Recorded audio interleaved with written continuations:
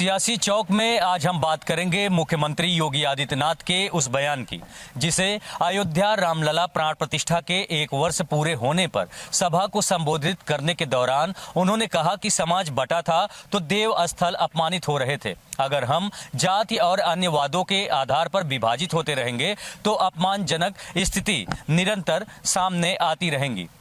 राष्ट्रीय एकात्मता की कड़ी मजबूत होगी तो सनातन धर्म, देश और हम सब मजबूत होंगे। इसके साथ ही उन्होंने कहा कि जातीयता, क्षेत्र, भाषा के आधार पर विभाजित होने पर इसका खामियाजा सबसे पहले धर्म स्थलों और बहन बेटियों को भी भुगतना होगा। फिलहाल इस पर अब सियासत हो रही है कि कभी मुख्यमंत्री बटेंगे तो कटेंगे की बात करते हैं, तो वहीं अब सनातन धर्म के सभी जातियों को संगठित होने की बात कर रहे हैं। हमारे साथ कुछ सामाजिक लोग एकत्रित हुए हैं, इनसे समझने का प्रयास करेंगे कि सर, जिस तरह से बयान सामने आ रहा है उस पर आप क्या कहेंगे और इसे किस नज़रिए से देखते हैं? सनातन अर्थात सबसे पुराना, जब पृथ्वी की उत्पत्ति हुई थी उसके बाद जब मनुष्य जीव की उत्पत्ति यहाँ पे हुई तो वह हिंदू धर्म, वह सनातन है।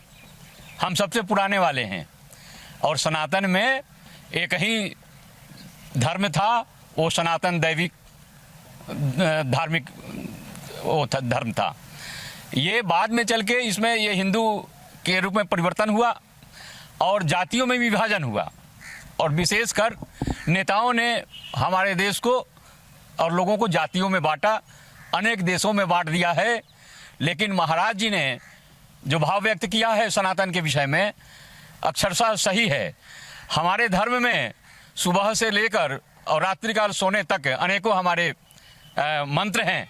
जैसे कि प्रातःकाल में जब हम लोग सुबह उठते हैं तो गणेश जी का स्मरण करते हैं, वक्त कुन महाकार सूर्यकोटि संप्रभम निर्विघ्नम कुरुदेवम सरकारेषु सर्वदा। वहाँ से हमारे सारे कार्य शुरू होते हैं।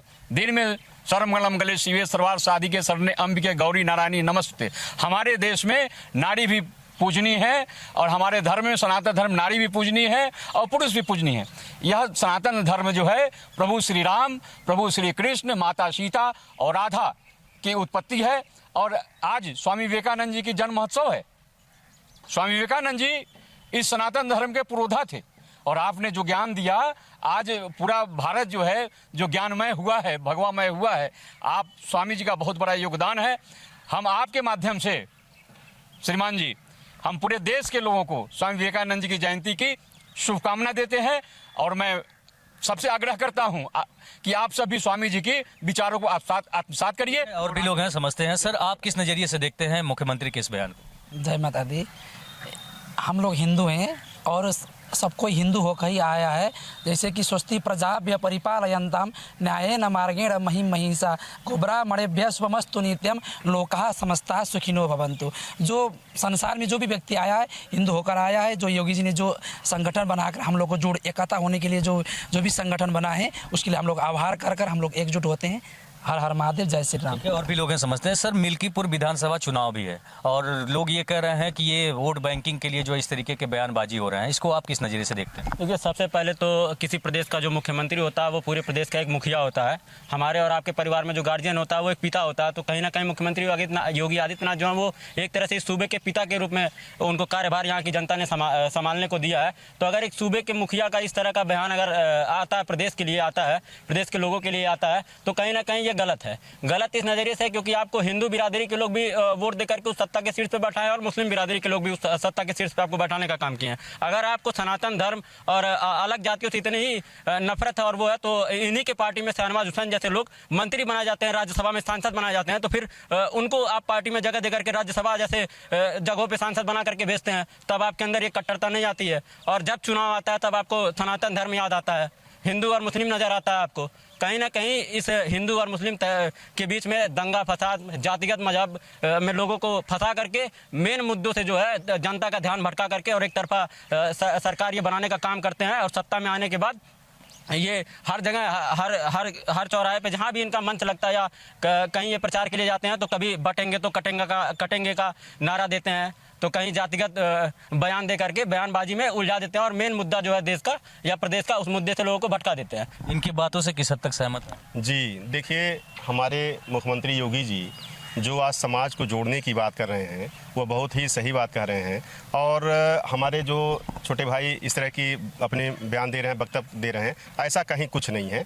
कहीं भी मोदी जी हों, योगी जी हों, समाज को तोड़ने की बात नहीं करते हैं। समाज के हर वंचित वर्ग को, हर पिछड़े वर्ग को, हर अगड़े वर्ग को एक साथ लाने की बात करते हैं, हिंदुत्व की बात करते हैं। उसमें बुराई नहीं है, हिंदुत्व की बात होनी ही चाहिए और ये सनातनी व्यवस्था में यह बहुत ही ज़रूरत है और सबको एकजुट होने की ज़रूरत है। और हिंदू के नाम पे हिंदुआ जो है ये अपनी बहन बेटियों माताओं की रक्षा करे, सबको एकजुट होने की ज़रूरत है। ठीक है, और भी लोग हैं समझे। सर, एक चीज़ और कही जा रही है कि राष्ट्रीय एकता से होंगे सेब, सनातन मंदिरों के लिए हों एक, मुख्यमंत्री द्वारा कहा जा रहा है, क्या कहेंगे? सबसे पहले तो मैं भारत के यशस्वी प्रधानमंत्री नरेंद्र मोदी जी और उत्तर प्रदेश के मुखिया परम पूज्य योगी आदित्यनाथ महाराज जी को धन्यवाद व्यक्त करते हैं, जो इनके कार्यकाल में जब से ये आए हैं सरकार में, तब से हम हिंदू सेफ हैं और हिंदू लोग, हमारे जो सनातन धर्म है वो उजागर हो रहा है।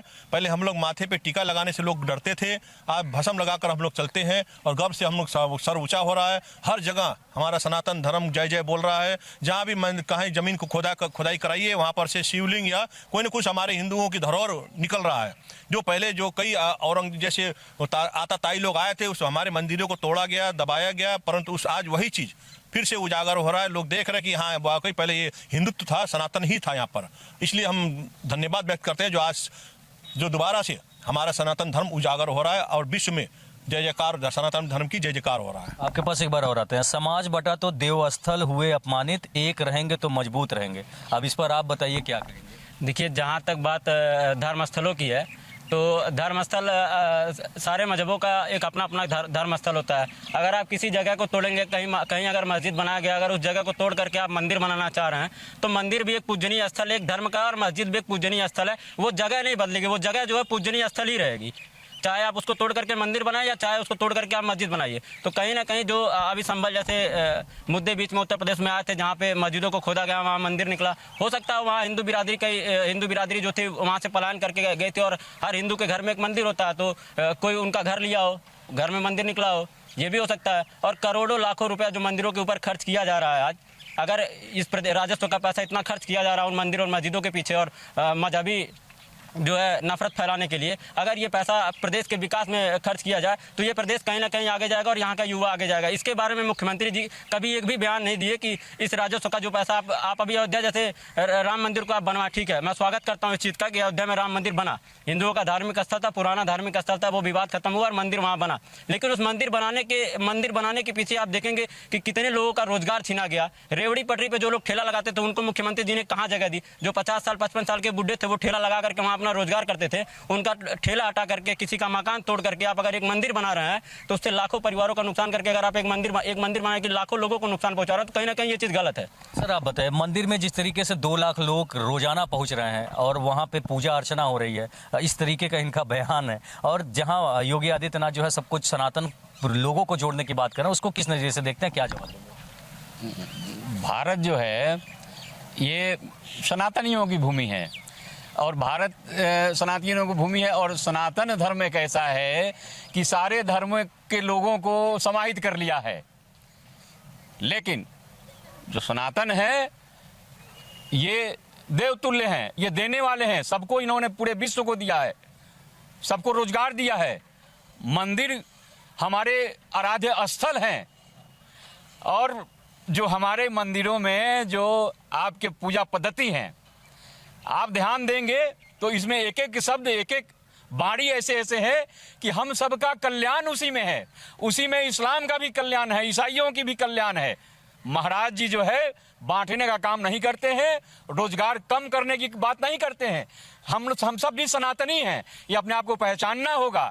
और जिस प्रकार से जो बाहर के लोगों ने घुसा भारत में, इन्होंने क्या किया, कितना आतंक मचाया था।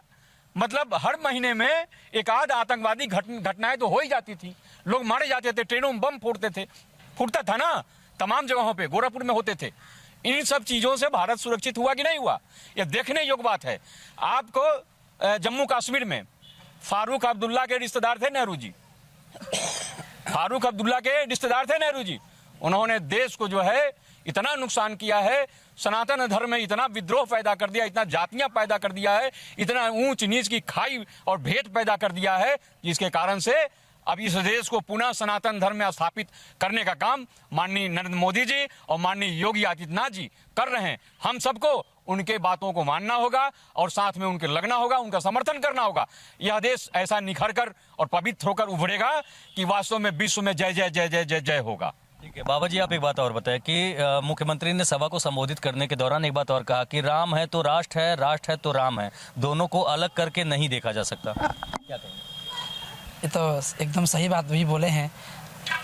रामचंद्र भगवान हमारे भगवान स्वरूप है ही है। जैसे उन्होंने कहा कि मतलब राम मंदिर बनाकर कितने लोगों का रोजी रोटी का टुकड़ा दिया, ये सब करने का बहुत अनेक उन्होंने बात किया। एकदम उनका जब हम लोग का जब हिंदू का समय, जब उस समय मुस्लिमों ने आकर हमारा मंदिर को दबाने का कार्य किया था, हमारे भी हिंदू लोग कितने लोग उसमें मरे गए थे, कितने लोग दबे गए थे, कितनी की रोजी रोटी टूटी गए थे। उस समय भी हमारे हज़ारों लाखों हिंदुओं को तकलीफ हुआ था। तो आज हिंदुओं को आज 100% या 50% को तकलीफ होने से इसमें कोई गलत नहीं है। जो भी हुआ है बहुत अच्छा हुआ है और आने वाले समय के लिए बहुत ही अच्छा होगा। हमारे राम जी आए हैं तो हमारा हिंदुत्व तो आगे बढ़ेगा। जय श्री राम, हर हर महादेव। आप बताइए, राम है तो राष्ट्र है, राष्ट्र है तो राम है, दोनों को अलग नहीं देखा जाएगा, इस बयान को किस नज़रिए से देखते हैं? देखिए, ये देश जो है ये गंगा जमुनी तहजीब का देश है और किसी एक जाति, इस देश को जो है किसी भगवान या किसी जो है धर्म से नहीं जोड़ना चाहिए। अगर इस देश की बात की जाए तो भारतीय जनता पार्टी के लोगों को इस देश में इसलिए सत्ता के शीर्ष पर नहीं बैठाया गया था कि वो मंदिर बनाने और मस्जिद बनाने के लिए ही नहीं बैठाया गया था। इस देश की सत्ता के शीर्ष पर अगर बैठाया गया था तो इस देश के विकास के लिए बैठाया गया था और ये देश विकसित कैसे हो इसके लिए बैठाया गया था इस देश के लिए। अगर पूर्व की सरकार इतनी गलत थी तो जनता ने उन्हें नकार दिया और जनता ने अगर आपको सत्ता के शीर्ष पर बैठाया तो इस देश के विकास के लिए बैठाया है, इस देश को विकसित राष्ट्र बनाने के लिए बैठाया है। और अगर आज इस देश का युवा बेरोजगार रहेगा, इस देश में युवाओं की बात नहीं की जाएगी, सिर्फ और सिर्फ जो है गंगा जमुनी तहजीब को खत्म करके सिर्फ मजहबी भाषण देकर के आप जातिवाद में नफरत फैलाने का काम करेंगे तो ये देश विकसित कैसे बन सकेगा? विकसित नहीं बन पाएगा। बिना युवा के ये देश विकसित बन नहीं पाएगा। और दूसरी चीज ये है, जिस देश में जाति के नाम पर लड़ाई होती है और धर्म के नाम पर लड़ाई होती है और मंदिर के नाम पर लड़ाई होती है और मस्जिद के नाम पर लड़ाई होती है, वो देश कभी विकसित देश नहीं बन सकता है। हम कह रहे हैं कि 70 साल से जो बिगड़ा हुआ सिस्टम था, मोदी जी के पास कोई जादू की छड़ी तो है नहीं कि ऐसे घुमा दिए सब सिस्टम बन जाए। थोड़ा समय लगता है उस सिस्टम को बनाने के लिए। आज देखिए, जो भी पहले जो बिगड़ा हुआ सिस्टम था मोदी जी कार्यकाल में, योगी जी कार्यकाल में बहुत ही अच्छा हो रहा है। हर चीज सिस्टम, भ्रष्टाचार को मिटाने के लिए अब ऑनलाइन सिस्टम हो रहा है। हर जगह अब ऑनलाइन सिस्टम, बिना OTP, बिना उस सिस्टम के कोई भी काम, हर काम असंभव हो रहा है। ठीक है, ये जो ऐसे ऐसे नियम बनाए जा रहे हैं योगी जी, मोदी जी, ताकि आने वाले 10 साल में ये मोदी जी योगी जी को जरूर याद करेंगे 10-20 साल क्योंकि उन्होंने ऐसा ऐसा सिस्टम बना दिया है ताकि लोग स्वयं अपना काम स्वयं कर सके, ताकि किसी पर डिपेंडेंट ना रहे। और आज दंगा फसाद, बम बला धमाका, आतंकवाद सिस्टम जो देखिए धीरे धीरे सब खत्म हो गया। कहीं भी हम लोग सुनते, पहले लोग ट्रेन में, बस में जाते थे तो हम डर ऐसा होता कि हम कभी कुछ बम में हो सकते हैं, बस में धमाका हो सकता है, ट्रेन में, परंतु आज सब सारे जो है आतंकवादी खात्मा हो गए। सब सारा सिस्टम जो धीरे धीरे हो रहे हैं, समय लगता है। माननीय नरेंद्र मोदी जी और माननीय योगी आदित्यनाथ जी और माननीय गृह मंत्री अमित शाह जी, ये वास्तव में मनुष्य के रूप में देव हैं। ये वास्तव में मनुष्य नहीं है, ये असाधारण ये व्यक्तित्व का नाम नरेंद्र मोदी जी और अमित शाह जी और योगी आदित्यनाथ जी हैं। आप देखते रहिए देश कैसे बन रहा है आपका, और देश बनेगा और यहाँ पे हिंदुत्व पूरे विश्व में इसका अलख जगेगा, भगवा हर जगह फहराया जाएगा। आज अंग्रेज भी हमारे अमेरिका कहता है कि अमेरिका जो है, अमेरिका को संभालने वाले आने वाले भविष्य में भारत के युवा ही संभालेंगे। हमारे देश के ही अभी प्रधानमंत्री इंग्लैंड में बने थे। तो इस प्रकार से पूरे विश्व में जो है भारत का रुतबा बढ़ रहा है और हमारे सनातन का प्रचार प्रसार हो रहा है और सनातन हर जगह इनकी जय जय हो रही है। तो देख सकते हैं जिस प्रकार से मुख्यमंत्री योगी आदित्यनाथ का बयान सामने आया है, उसके बाद जिस तरह से सनातन प्रेमियों को जोड़ने का आह्वान उन्होंने किया है, उसको लेकर यहाँ पे फिलहाल सियासत हो रही है और जिस तरीके से लोगों का अपना अपना मत है, इसे साफ तौर से देखा जा सकता है। योगी आदित्यनाथ ने मन से साफ कह दिया है कि सनातन तभी सुरक्षित रहेगा जब एक रहेंगे। योगी आदित्यनाथ का इस तरह से लगातार बयान आ रहा है सनातन को लेकर, आप लोग इस बयान को किस तरह से देखते हैं? माननीय मुख्यमंत्री योगी आदित्यनाथ जी जो बयान दे रहे हैं वो सही दे रहे हैं, लेकिन कौन बंट रहा है, कौन बांट रहा। हम तो एक अनेकता में एकता भारत का जो है संस्कृति रही है, तो कौन बांट रहा है। माननीय मुख्यमंत्री जी क्यों जनता को गुमराह करते हैं। सबसे बड़ी बात है, आप संत महंत मुख्यमंत्री हैं, आपको समदर्शी होना चाहिए, सबको समान दृष्टि से देखना चाहिए। लेकिन आप काटने और बांटने की बात करते हैं, कभी बांटने और काटने की बात करते हैं। कौन बंट रहा है? बांट तो आप रहे हैं, हिंदू मुसलमान सिख ईसाई कर करके आप बांट रहे हैं, नहीं तो कोई बंटने वाला नहीं है। भारत अनेकता में एकता का देश है और सब लोग एक हैं। यहाँ सब लोग शांति से रहना चाहते हैं, लेकिन भारतीय जनता पार्टी लोगों को बांटकर वोट लेके केवल जो है सत्ता में बनी रहनी चाहती है। और ये बहुत ही दुर्भाग्यपूर्ण है कि राम राज्य के लोग जो संत महंत मुख्यमंत्री हैं इस तरह की भाषा बोलते हैं। बहुत ही शोचनीय है, बहुत ही अफसोसजनक है। ये माननीय मुख्यमंत्री जी भ्रष्टाचार के बारे में नहीं रोक लगाते हैं, महंगाई के बारे में नहीं रोक लगाते हैं, चिकित्सा शिक्षा रोजगार पे बात नहीं करते हैं। दफ्तर दफ्तर भ्रष्टाचार कौन है इसका जिम्मेदार, जिले जिले में भ्रष्टाचार कौन है इसका जिम्मेदार। तहसील में चले जाइए तो लेखपाल से लेके एसडीएम तक भ्रष्टाचार में लिप्त है। माननीय मुख्यमंत्री जी कभी नहीं गए देखने के लिए कि हमारे कर्मचारी जनता के साथ कैसा व्यवहार कर रहे हैं। बहुत नाराज हैं ये योगी जी के बयान से। कहा है भाई, क्या बात हो गई? भाई साहब का जायज है, विपक्ष सुनता ही नहीं है। भाई भ्रष्टाचार निवारण पर बोलते हैं, भाई राष्ट्रीय अध्यक्ष हैं। हम आपसे एक शब्द साफ शब्दों में कहना चाहते हैं, ये भारतीय जनता पार्टी की विकास के नाम पर, चाहे उत्तर प्रदेश हो, चाहे दिल्ली की हो, चाहे मध्य प्रदेश का हो, चाहे उत्तराखंड का हो, चाहे बिहार का हो, विकास के नाम पर भारतीय जनता पार्टी अपने काम और विश्वास पर चुनाव जीतती आ रही है। अब देख लीजिए, दिल्ली का चुनाव घोषणा होने वाला है। दिल्ली के चुनाव में ममता दीदी का संदेश आ गया केजरीवाल जी को कि मेरा समर्थन है, और कांग्रेस पार्टी के राष्ट्रीय अध्यक्ष का भी संदेश आ गया कि हम भी आपके साथ हैं। सभी दलों ने और समाजवादी पार्टी के राष्ट्रीय अध्यक्ष माननीय अखिलेश यादव जी भी साथ दे के झंडा उड़ा रहे हैं कि हम केजरीवाल के समर्थन में हैं। योगी जी इन्हीं को तो नहीं कह रहे हैं कि बटोगे तो कटोगे। अब यही तो सवाल है ना कि इनका तो ना कोई पीडीए है और ना इनका कोई मुखिया है। पीडीए का मुखिया का आज तक दो चुनाव बीत गए, इनके पीडीए का मुखिया का पता नहीं चला। मगर हम आपको एक शब्द बता देते हैं, 1 मिनट में बता देंगे। दिल्ली का चुनाव भारतीय जनता पार्टी और आरएसएस दोनों हर बूथ पर अपना % बहुमत से भारतीय जनता पार्टी की सरकार बनने जा रही है। बट गए आप लोग ना, दिल्ली चुनाव में तो बट गए ना। योगी जी यही तो नहीं कह रहे हैं आप लोग बट गए? नहीं, वो उनका क्या कहना है, वो बढ़ गए। हमको तो ये लग रहा है कि बांटने का काम प्रयागराज में किसने किया, वहाँ से मुसलमानों को दरकिनार कर दिया गया, वो दुकानें नहीं लगा सकते। तो मैं एक और भी बात बता देता हूँ, जो भाजपा का चरित्र है, जो भाजपा के हिंदू हैं, उनके हिसाब से 80-20 क्या है, ये आपके चैनल से पूरा देश समझे। 80 है हिंदू और 20 में हम आते हैं सिख परिवार से, मुसलमान और ईसाई। ये बांटने की राजनीति है जो बीजेपी करती है। मैं और पार्टियों की बात नहीं कर रहा हूँ, मैं बीजेपी के लिए लांछन लगा रहा हूँ, इल्ज़ाम लगा रहा हूँ कि ये जो 20-80 की राजनीति आप कर रहे हो ना देश के ऊपर, ये बहुत घातक है। योगी जी कह रहे हैं कि अगर सुरक्षित रहना है तो एकजुट रहना है। क्या बुरा, ऐसा क्यों इतना लोगों को नाराजगी है? नहीं, बिल्कुल सही बात। अभी तक का देश में जातिवाद में, संप्रदायवाद में लोगों को बांट करके और अपनी राजनीति की रोटियां सेकी और उनका कोई भला नहीं हुआ। और योगी जी कह रहे हैं, माननीय मुख्यमंत्री जी कह रहे हैं कि अगर हम सब लोग सम्मिलित रहेंगे, साथ में रहेंगे, तो देश का विकास भी होगा और देश आगे प्रगति भी करेगा।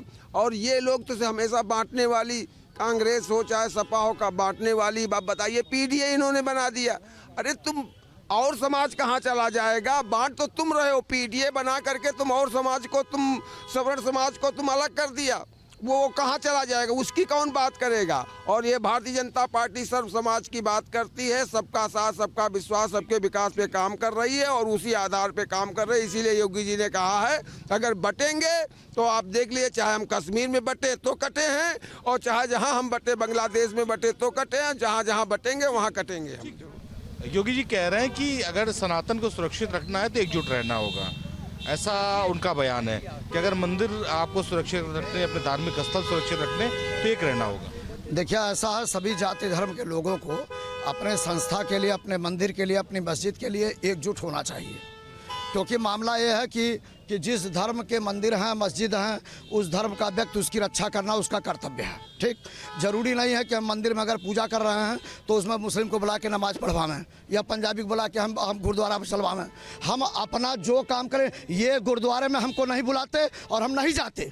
हम राष्ट्रीय पर्व जो होगा, जैसे 15 अगस्त 26 जनवरी जो है, उसमें हम सभी को बुलाते हैं, सभी होते हैं। अब पता चला हम अपने लड़की ब्याह कर रहे हैं, पंडित जी फेरे मार रहे हैं, तो हम नमाज पढ़वाएंगे या पंजाबी को बुला के हम वो पढ़वाएंगे?